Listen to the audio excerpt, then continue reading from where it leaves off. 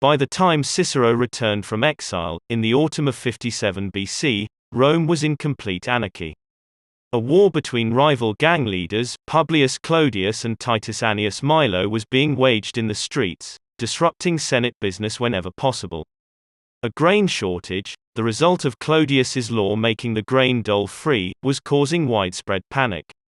From a population fearing starvation, death threats had been levied against leading members of the Senate. King Ptolemy Auletes of Egypt had been ousted by his eldest daughter and, together with his younger daughter, Cleopatra, had petitioned the Senate to grant him an army in order to take back his throne. All eyes were on Marcus Tullius Cicero, expecting him to make things right. Emboldened by his new sense of self-importance, Cicero set out to fix Rome. One of the first issues facing Cicero was the grain supply. Of course, Cicero was in support of giving the grain oversight command, the praefectus annone, to Pompeius Magnus. Pompeius, however, really wanted command of an army to take into Egypt, but dared not ask for it himself. And so, making public gestures regarding his willingness to oversee the grain situation, Pompeius simultaneously used his supporters within the Senate to put his name forward as the primary candidate for command of the Egyptian campaign. But the Senate did not want Pompeius controlling any more armies. The moment they realized his marriage to Caesar's daughter was the creation of a political pact, believing Pompeius was simply using Caesar to ratify the settlements of his eastern conquests, the Senate turned on Pompeius. They viewed the alliance as a naked power grab, not so much by Caesar, but by Pompeius, who had a long history of grabbing power through the agency of others. By the time Ptolemy Auletes returned to Rome to once again beg for the Senate's support of his throne, the Senate feared that if Pompeius were given more legions, he would finally make himself dictator. And, although the Senate had no great love of Caesar, he was far away, in Gaul, while Pompeius was the enemy at the gates. Aside from the debates surrounding the grain supply and what the Senate's involvement in Egyptian affairs should be, Cicero turned his attention towards the nullification of all Clodius's laws. Although Cicero's brother, Quintus, had promised on Cicero's behalf that, if recalled, Cicero would no longer publicly criticize the triumvirs, Cicero argued that the adoption of Clodius from a patrician gens to that of a plebeian was illegal on grounds that an adoptive father cannot be younger than the adopted child. As he skated perilously close to criticizing Caesar, who had overseen the adoption, Cicero pushed for the Senate to declare Clodius legally disqualified from his position as tribune, thereby making all of his legislation null and void. Unfortunately for Cicero, Cato, who had returned from overseeing the annexation of Cyprus, argued against such an irregularity as nullifying an entire year's worth of legislation. Cicero then turned his attention to the piece of legislation which personally affected him. Clodius had legislated for Cicero's property on Palatine Hill to be designated holy, and consecrated with a temple. In order for Cicero to rebuild his home, he needed to have the religious designation of his property lifted. This was an area of law that was overseen by the College of Pontiffs. After hearing his arguments, the College of Pontiffs agreed to change the designation of the land, so that Cicero could rebuild his home. The Senate, feeling guilty for having allowed the exile of Cicero in the first place, voted to pay a portion of Cicero's reconstruction bill. Unfortunately, the Senate absorbed only a small percentage of the costs, which forced Cicero to sell a portion of his property to his brother, Quintus, with whom he shared a border. On Palatine Hill, Cicero's enemy, Clodius, was living large. Before having Cicero's property designated as holy, he purchased a portion of the property closest to his own home.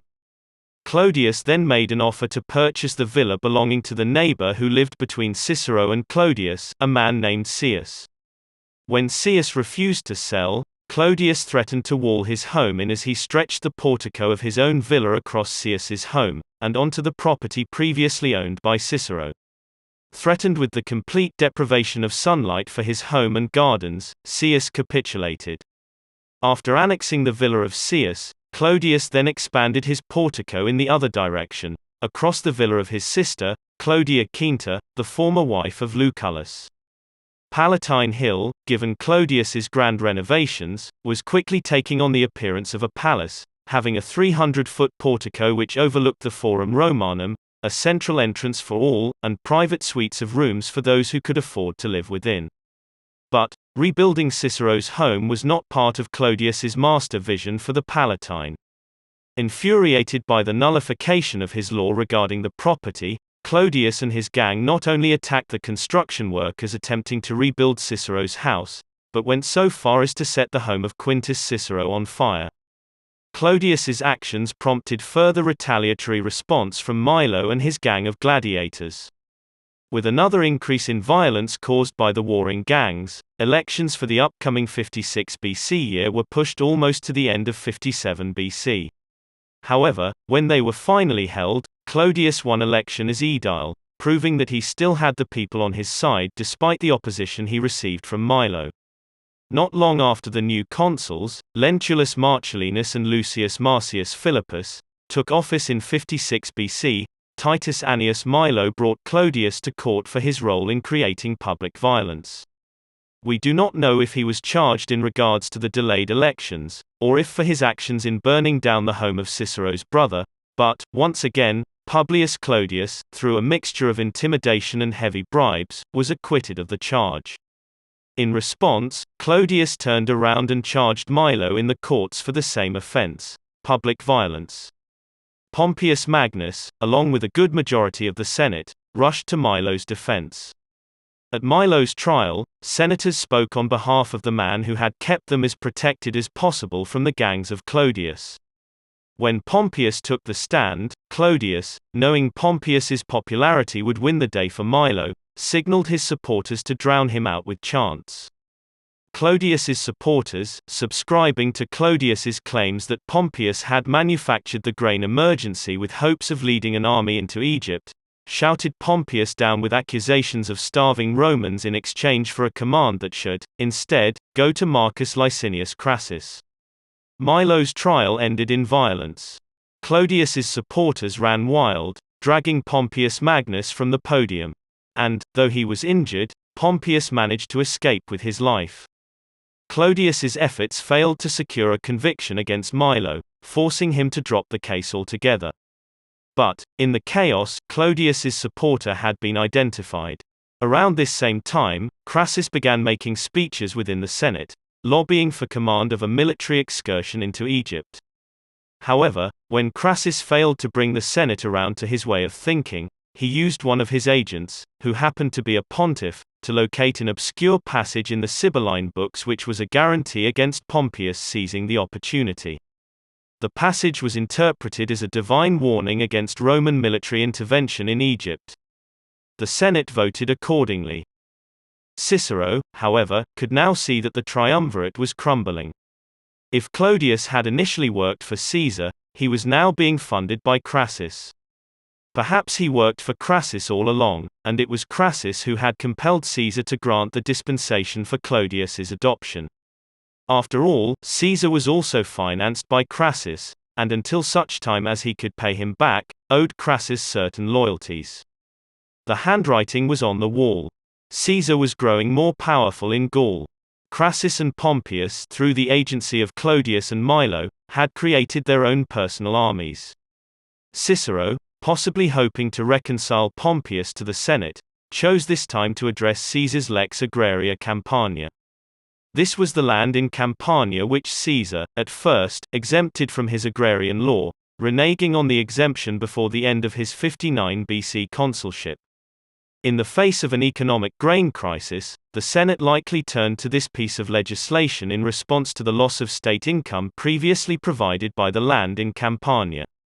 Although nullifying the Campanian law would have had no direct effect on Caesar, apart from the insult to his prestige, it was a good litmus test for Pompeius Magnus's loyalty to Caesar, especially when it was Pompeius's veterans who would lose their tenancy if the law was overturned.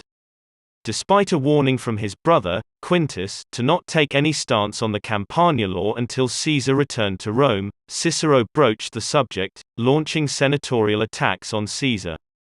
As Cicero had hoped, Pompeius was content to let Caesar be attacked, and did not jump to his defense. And though the discussion of the Lex Agraria Campania was postponed to the following month, Pompeius's reaction told Cicero what he needed to know. Pompeius Magnus was ready to come back to the Senate. The triumvirate was falling apart.